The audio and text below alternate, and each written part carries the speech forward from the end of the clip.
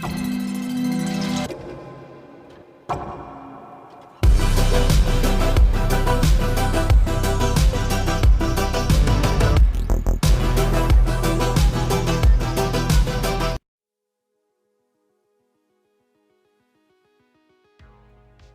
morning and happy Wednesday.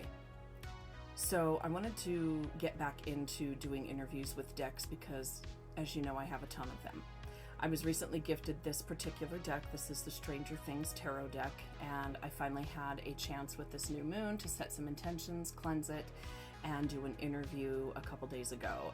And I really like the deck, although there are a couple things that I want to address before we pull a couple cards and see what this thing has to say today. So I think, as with many of the TV-based and a lot of the newer age tarot decks, they change the minor arcanas. So these are not your normal suits.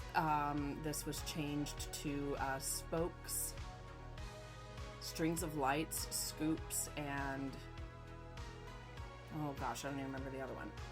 But that's the one thing with working with newer tarot decks, is a lot of the times these artists, the authors, they will change the minor arcanas up. So when I went ahead and just did my interview, and of course when I went to try and read the cards, I felt there were a couple that were a little bit misleading. Like, they have scoops of ice cream as, I believe, well, I wanted to think was going to be cups, because I'm like, it holds something, it would have resonated with me.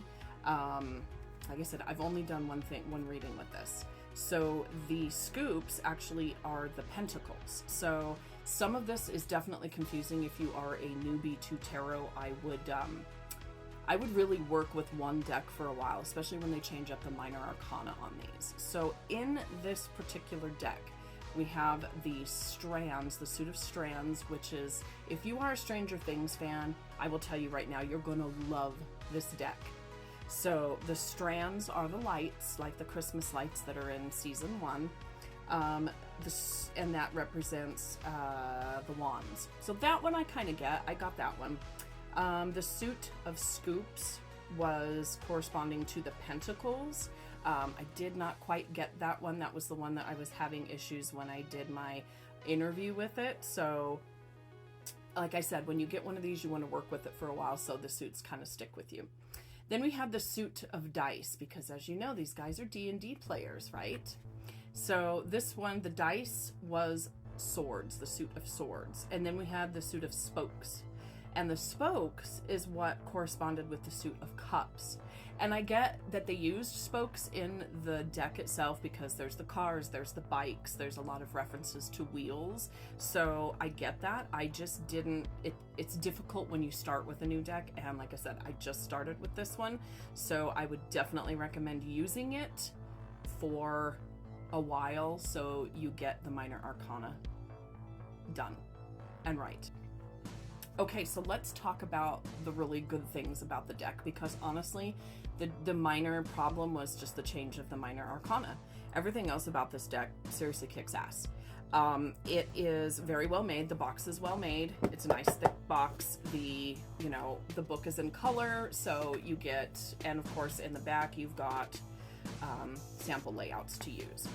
The cards themselves, like, they kind of trick you out because they are frayed on the corners, and it's the pictures themselves. And like, there's little, what would look like fray marks on the pictures, but I've noticed when I thumbed through them, it's on all of them, so that's how the print was made. But it kind of trips you out because it makes you think that there's something wrong with the deck, and it's not. And another great thing, these are really thick cardstock.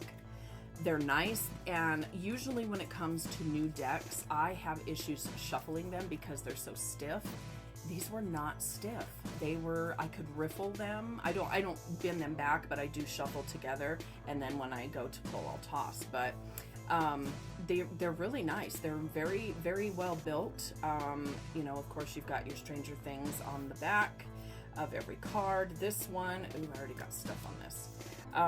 This one is going to be harder because if you want to read it upside down, you're going to know with the Stranger Things being upside down that it is upside down when you throw it. So just something to think about if you do read reversals, which I think with this deck, You probably want to do reversals because they have, of course, it's the upside down in the series. So when you read these, there is the upside down mention in all of these. You have your upright and then you have the upside down. So definitely corresponds. The book itself, which I'll read the definitions when we pull a few cards here.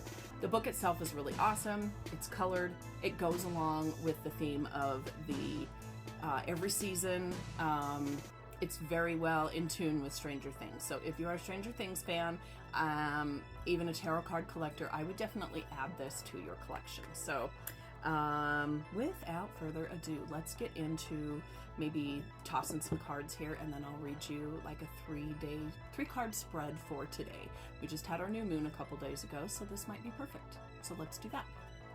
Okay, so I'm gonna shuffle a little bit here. These are already shuffled from my interview anyway. See what flies out and do kind of a 3-card spread today. Let's see, did we get 3? No, we got 2. Okay, so we have the Queen of Scoops, the King of Strands, and the 4 of Dice. Oh, got something in my eyeball. Okay, so like I said, the scoops threw me because I figured it was going to be cups, and I think it's actually, yeah, pentacles. So like I said, I'm having to refer quite a bit back to this. So let's find the scoops. Dice scoops. Okay, and these start from the king and go down when you look them up in the book too. So okay, Queen of Scoops, Karen Wheeler, is a queen who knows how to leverage her gifts. She represents the importance of domestic work, caring for your family, using your experiences to impact wisdom, and making choices in the best interest of everyone you love. She encourages you to take time for yourself by being resourceful and practical. Okay, so we look at that as the Queen of Pentacles, which we know she's a very nurturing person, and she was. So let's do the King of Strands. I do believe Strands was the Wands. That one I kind of got, so that was good. Bob Newby, superhero. Is there anything this king can't do? This card brings help right when you need it. A reliable friend, a trusted leader, and someone to remind you everything is going to be okay. If you are acting as the King of Strands for others, it's due to your natural charm and quiet confidence, much like the beloved Bobby. Makes sense. So then we have the 4 of Dice, and the dice was the element of air, so I believe that was swords. Yeah, swords. Let's do dice. I think this was the last. No, it was second to last. Okay, we have 4 of dice. Ooh, dang it! I'm gonna try and get this done before the end. 4. All right. Cooperative play can be wonderful, but sometimes what you really need is a break.